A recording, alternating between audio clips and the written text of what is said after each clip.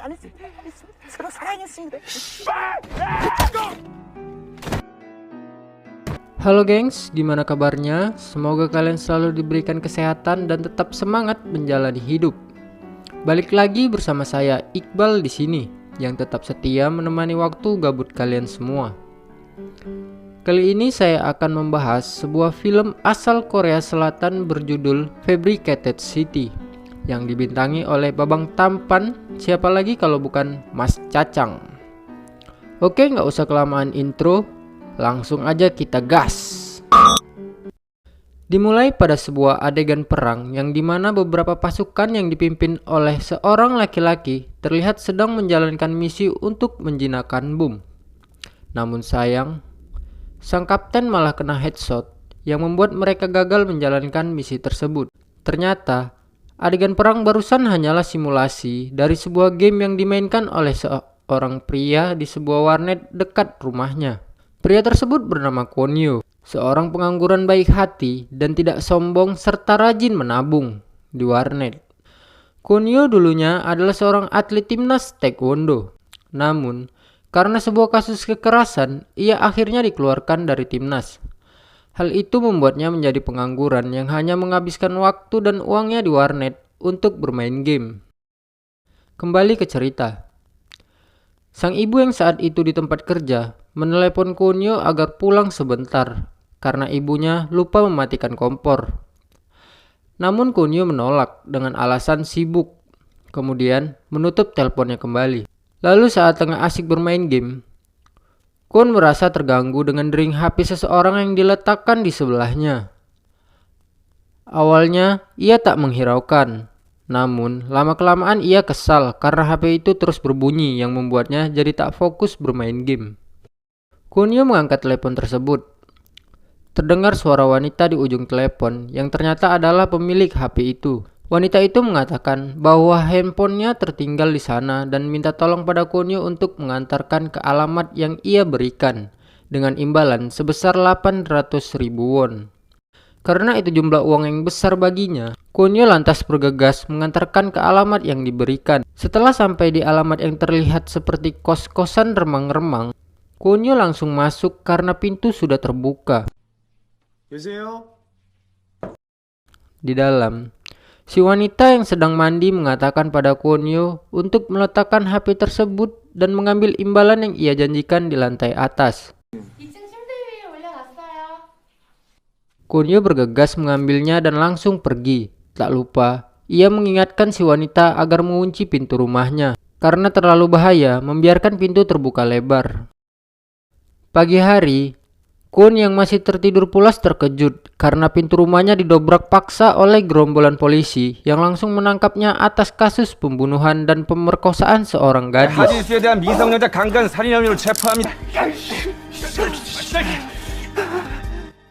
Kwon yang masih bingung hanya bisa pasrah saat hendak dibawa ke kantor polisi. Terlihat di sana banyak sekali wartawan yang ingin meliput kasus tersebut yang membuat berita itu cepat tersebar dan menjadi trending topik. Sang ibu kemudian datang dan berusaha masuk untuk menemui anaknya itu. Namun, tak diperbolehkan oleh polisi di sana. Di sisi lain, Kwon yang tak mau mengakui tuduhan tersebut karena memang bukan dia pelakunya, merasa syok setelah polisi memberikan seluruh bukti yang ada di TKP. Scene lalu berganti.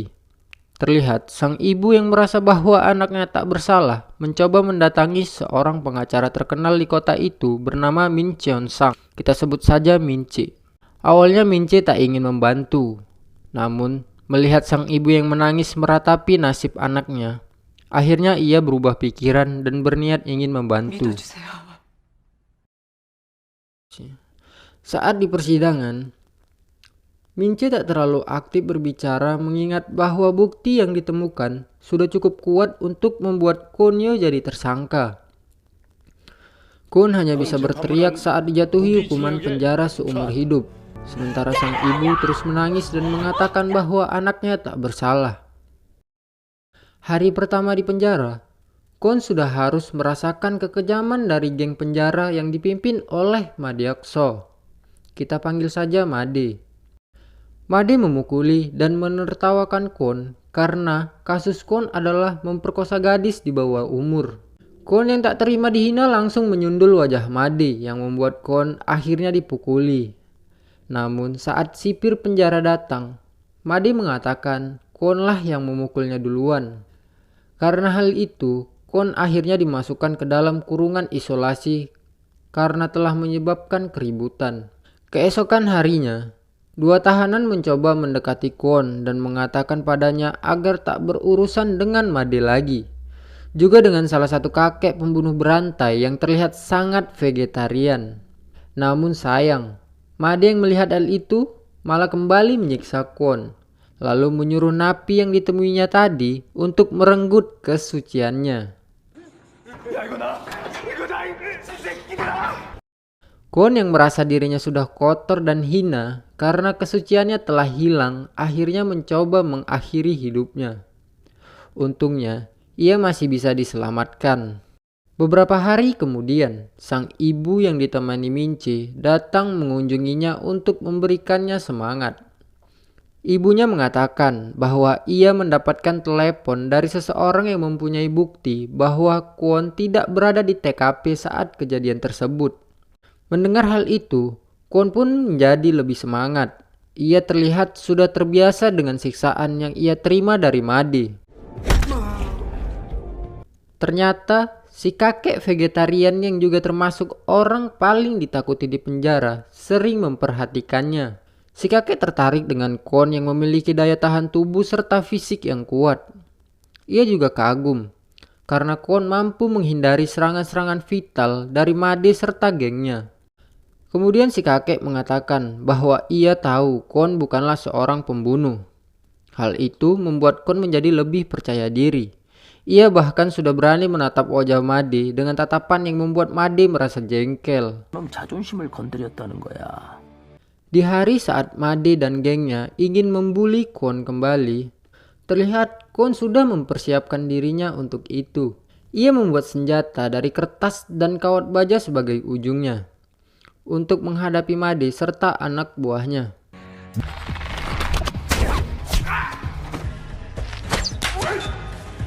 Setelah berhasil melumpuhkan anak buah Made satu persatu, Kwon akhirnya melawan Made. Ia menyerang Made dengan senjata buatannya. Kemudian dilanjutkan dengan tendangan super yang kita tahu bahwa dulu ia adalah mantan atlet nasional. Hal itu membuat Made terpental jatuh sampai tak sadarkan diri. Para sipir penjara kemudian datang karena mendengar ada keributan. Mereka heran karena melihat Made sudah tergeletak tak sadarkan diri, sementara Kwon berdiri di sana. Sipir kemudian mengatakan pada Kwon bahwa ia sedang mendapatkan kunjungan. Namun Kwon nampak bingung karena terlihat hanya Mince yang datang seorang diri. Ia kemudian bertanya di mana sang ibu. Dan kepala sipir langsung memberikannya sebuah data laporan kematian ibunya yang membuat Kwon merasa sangat terpukul. Beberapa hari kemudian, Kwon tampak lesu seperti tak memiliki semangat hidup. Sementara itu, Made memerintahkan anak buahnya untuk membuat keributan agar ia bisa melakukan rencana balas dendamnya pada Kwon yang telah membuatnya tak sadarkan diri tempo hari. Made berjalan mendekati Kwon dari arah belakang. Terlihat Kwon yang masih murung tak peduli dengan keadaan sekitarnya. Namun ketika Made ingin menyerangnya dengan belati, ternyata Kwon sudah menyadari hal itu dan menyerang Made lebih dulu dengan senjata yang ia simpan sampai membuat pipi Made robek. Kepala sipir mendatanginya sambil menodong pistol, memerintahkan Kwon untuk meletakkan pisaunya. Namun Kwon malah menusuk dirinya sendiri yang membuat dia harus dilarikan ke rumah sakit bersamaan dengan Made. Ternyata hal itu sudah direncanakan oleh Kwon yang sudah diberi arahan oleh si kakek vegetarian agar ia bisa melarikan diri. Saat di perjalanan, Kwon melancarkan rencananya dengan menyerang supir ambulan. Hal itu membuat sang supir terluka hingga mobil pun oleng dan terbalik. Seluruh penumpang terluka termasuk sang kepala sipir. Kwon kemudian melarikan diri. Tapi tiba-tiba kepala sipir menodongkan pistolnya pada Kwon. Namun entah karena alasan apa, Sang kepala sipir mengurungkan niatnya dan membiarkan Kwon kabur. Lagi-lagi, berita Kwon yang telah kabur cepat tersebar dan menjadi trending di televisi. Seluruh anggota polisi terlihat melakukan pencarian. Sementara itu, Kwon berhasil lolos dari pemeriksaan polisi karena menumpang dan bersembunyi di mobil wisatawan asing yang telah ia bantu saat mobilnya rusak. We really have a plan. Thank you.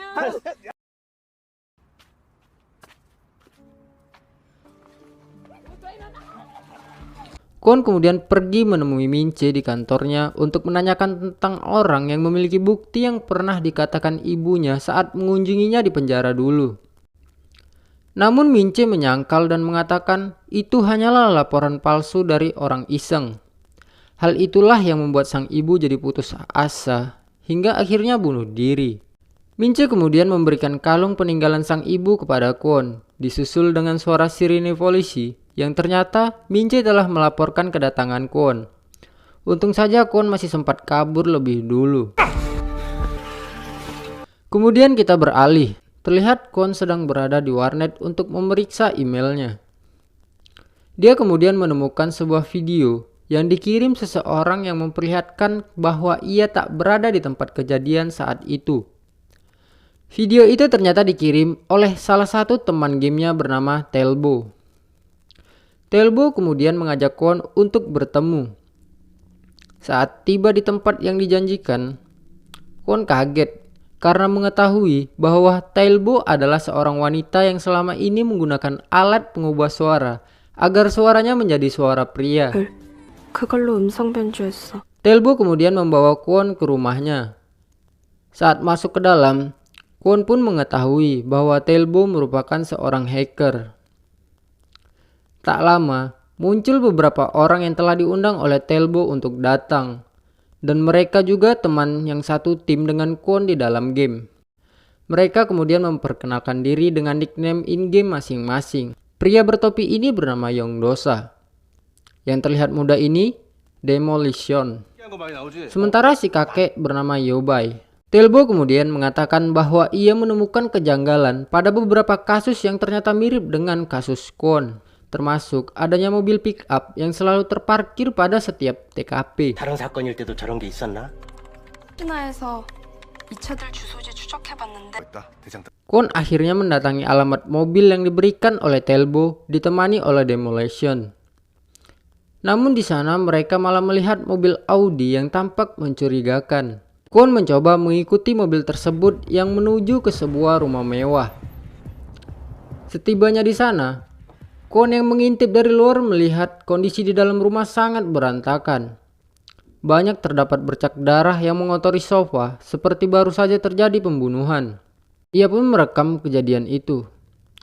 Namun yang anehnya, terlihat beberapa orang di sana yang membersihkan tempat itu sampai tak meninggalkan bekas sedikit pun. Sementara itu di tempat pembuangan mobil, Demolition melihat mobil Audi itu telah kembali bersamaan dengan sebuah truk yang terlihat sangat mencurigakan. 트럭을 냉장고 트럭으로 바꾸고 있는데? Ia pun memutuskan untuk mengikuti truk tersebut yang ternyata berhenti di sebuah gedung yang sangat tinggi. Dan ia tak mungkin bisa mengikuti sampai masuk ke dalam. Telbo kemudian mencoba meretas sistem keamanan gedung tersebut dengan mengirim Yobai dan Yongdosa yang menyamar sebagai teknisi. 그러질 않아요. 요즘 수단에는 열심히 책임감이 그러니까 Setelah Telbo berhasil meretas seluruh sistem keamanan di sana, Kwon kemudian masuk ke dalam. Di dalam, Kwon menemukan sebuah peti yang dibawa oleh truk tadi. Kemudian, ia mencoba membuka peti tersebut yang ternyata di dalamnya terdapat mayat dari seorang aktor terkenal. Tak lama, terlihat beberapa orang datang ke tempat tersebut dan membuat rekayasa seolah-olah tempat itu adalah TKP pembunuhan. Setelah mereka pergi, Kwon keluar dari tempat persembunyiannya dan tanpa ia sadari ada kamera tersembunyi yang mengetahui keberadaan Kwon di sana. Gerak-gerik Kwon telah dipantau oleh orang di balik layar yang ternyata adalah si Minche. Ternyata dialah dalang di balik semua ini. Ia juga yang dulu menjebak Kwon sampai Kwon masuk penjara. Minci mengatur semua rekayasa pembunuhan, dibantu dengan asistennya yang bertugas mencari korban yang dijadikan sebagai kambing hitam, yang mana targetnya adalah para pengangguran. Namun hal ini belum diketahui oleh Kwon serta timnya. 급하게 교도소에서 사람을 하나 Kita kemudian beralih. Setelah berhasil menemukan beberapa bukti kejanggalan di TKP rekayasa, mereka mencoba menyelidiki lebih dalam. Dan ternyata, mayat aktor yang Kwon temui semalam berasal dari sebuah rumah pimpinan perusahaan yang dimana anak pimpinan tersebut merupakan kekasih dari sang aktor. Yang mana wanita tersebut merupakan target yang akan dikambing hitamkan selanjutnya. Kwon dan Yeobei kemudian bergegas menyelidiki wanita tersebut. Terlihat di sebuah salon, Yeobei telah berhasil memasang penyadap pada smartphone wanita itu. Sementara itu, Kwon yang berada di luar memeriksa semua panggilan telepon yang masuk menggunakan alat penyadap. Kwon akhirnya mendengar telepon mencurigakan yang suaranya mirip dengan wanita yang meneleponnya dulu untuk menjebaknya saat berada di warnet. Tanpa pikir panjang, Kwon langsung meminta Tailbo untuk melacak lokasi dari penelepon tersebut.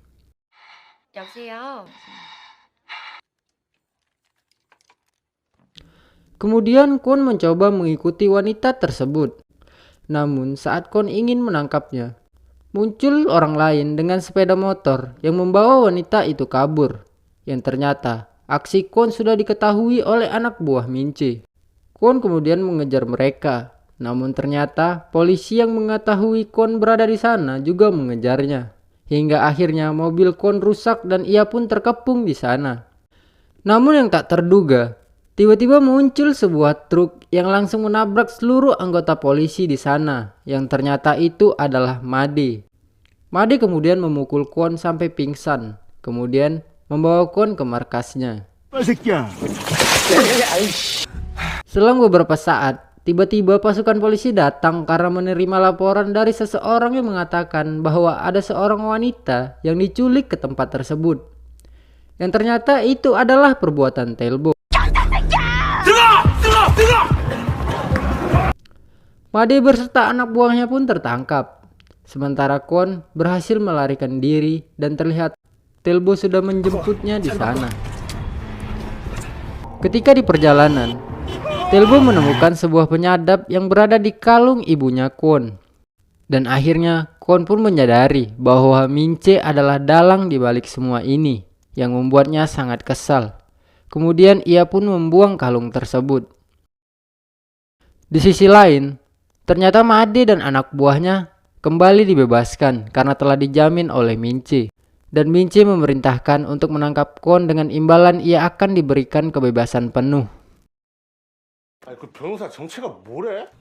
Malamnya, Kwon dan kawan-kawan mulai menyelidiki kantor si Mince dengan mengirim sebuah drone untuk mendengar percakapan Mince, juga untuk men-scan bangunan tersebut. Dan tanpa diduga, mereka menemukan sebuah bank server yang digunakan untuk mengontrol seluruh data yang ada di kota. Tailbo kemudian mencoba meretas server tersebut, namun gagal. Karena hal itu hanya bisa dilakukan kalau mereka masuk ke dalam untuk mengcopy semua datanya langsung. Keesokan harinya, tim Kwon mencoba mengacaukan TKP rekayasa dengan menempelkan foto Mince di sana. Dan dilanjutkan dengan menggagalkan rencana Mince yang lain. Rupanya Mince masih terlihat santai, seperti tak peduli dengan perbuatan Kwon. Namun tanpa Mince sadari, ternyata Hyeri sang pelaku aslinya telah diculik oleh Kwon serta timnya. Kemudian mereka membawanya ke tempat TKP rekayasa yang dibuat oleh Mince, yang membuat Hyeri akhirnya ditangkap. Kwon kemudian menelpon Mince sambil mengancamnya. Hal itu membuat Mince menjadi semakin kesal. Selang beberapa saat, Mince melihat asistennya telah pingsan. Ia pun berlari menuju ruang kontrolnya. Namun saat dia ingin masuk, tiba-tiba Kwon muncul dan menyeretnya masuk ke dalam. Di dalam, Kwon menghajar Mince dengan penuh emosi sampai babak belur. Kwon kemudian melihat rekaman saat ia dijebak, juga rekaman ibunya yang selalu berjuang untuk kebebasannya. Namun Mince masih saja memprovokasinya dengan mengatakan bahwa dia juga memiliki rekaman video saat ibunya dibunuh, yang membuat Kwon semakin emosi. Mince kemudian mengatakan bahwa di markas Telbo, Made bersama anak buahnya telah berhasil menyandera teman-teman Kwon. Jadi jika ia tak segera menyelamatkannya, Made akan segera membunuh mereka. Kwon tak memperdulikannya. Kwon langsung memasangkan flash disk ke komputer Mince untuk mengkopi seluruh datanya, karena itu adalah tujuan utamanya. Namun mengingat datanya begitu banyak, pasti akan membutuhkan waktu yang sangat lama. Sementara di sisi lain, rekannya juga membutuhkan pertolongan darinya. Akhirnya Kwon memilih menyelamatkan rekannya dan meninggalkan Mince di sana. Tak lama, Mince menelepon dan mengatakan bahwa Telbo akan mereka jadikan kambing hitam sebagai pelaku pembunuhan sang aktor. Di markas Telbo, rekan-rekan Kwon yang disandra akan segera dieksekusi oleh Made. Namun untung, ternyata Made memiliki skill menembak yang sangat buruk, sehingga mereka semua masih selamat. Tak lama kemudian, listrik tiba-tiba padam, yang mana itu adalah perbuatan Kwon yang telah tiba di sana. Dalam kegelapan, Kwon menghajar satu persatu anak buah Made.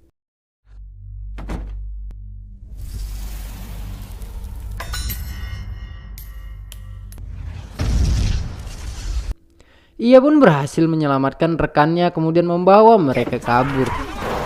Made yang mengetahui hal itu pun bergegas mengejar mereka.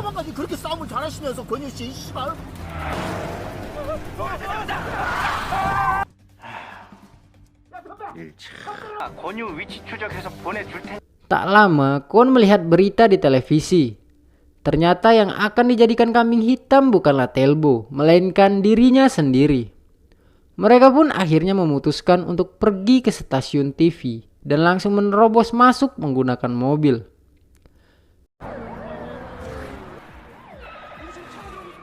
Kwon mencoba untuk mengecoh anak buah Made dengan cara berpencar, agar Telbo memiliki waktu untuk mengakses data milik Mince. 보다 탈보 형님 작업하는 동안 시간을 끌어야 돼. 도와줘서. Namun sayang, Made tiba di sana dan langsung menculik Telbo dan membawanya pergi. Kwon pun langsung mengejar Made menggunakan mobilnya.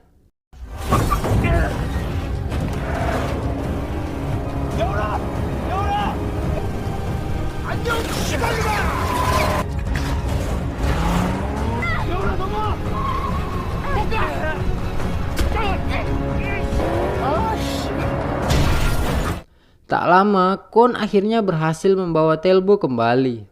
Ia langsung mengantar Telbo ke stasiun TV agar Telbo bisa melanjutkan tugasnya yang tadi sempat terhenti.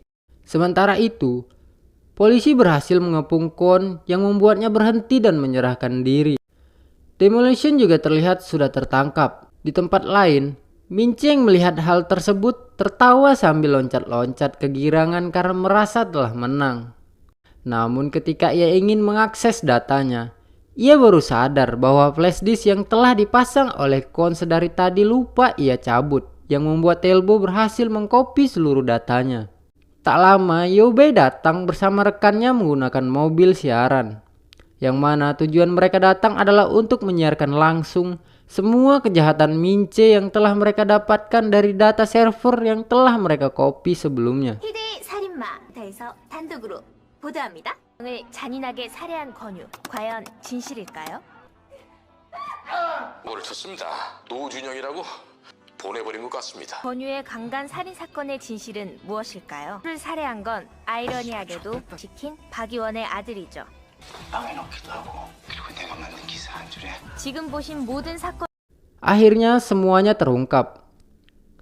Kwon serta rekannya pun dibebaskan. Sementara di tempat lain, Mince yang mencoba kabur telah dikepung yang membuatnya pun tertangkap. Beberapa hari setelahnya, diperlihatkan Mince yang bertemu kembali dengan Made di penjara. Di sana juga terlihat dua napi yang merenggut kesucian Kwon dulu. Dan kita tahu apa yang akan terjadi setelah ini dengan Minci. Di akhir film, nampak Kwon yang telah hidup tenang dan bahagia bersama rekan-rekannya sedang berkumpul di pelataran rumah. Kwon sesekali melihat bayangan sang ibu yang selalu tersenyum kepadanya. Dan film pun selesai.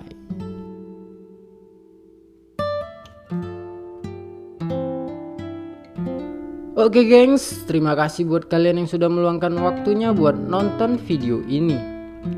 Pelajaran yang bisa kita ambil dari film ini adalah jangan terlalu percaya dengan seseorang yang tidak kita kenal, dan juga dengarkanlah kata ibumu. Sekian dari saya. Jangan lupa subscribe channel ini agar terus berkembang dan membuat saya lebih semangat membuat konten. Sampai jumpa lagi di video selanjutnya. Saya Iqbal. See you next. Bye.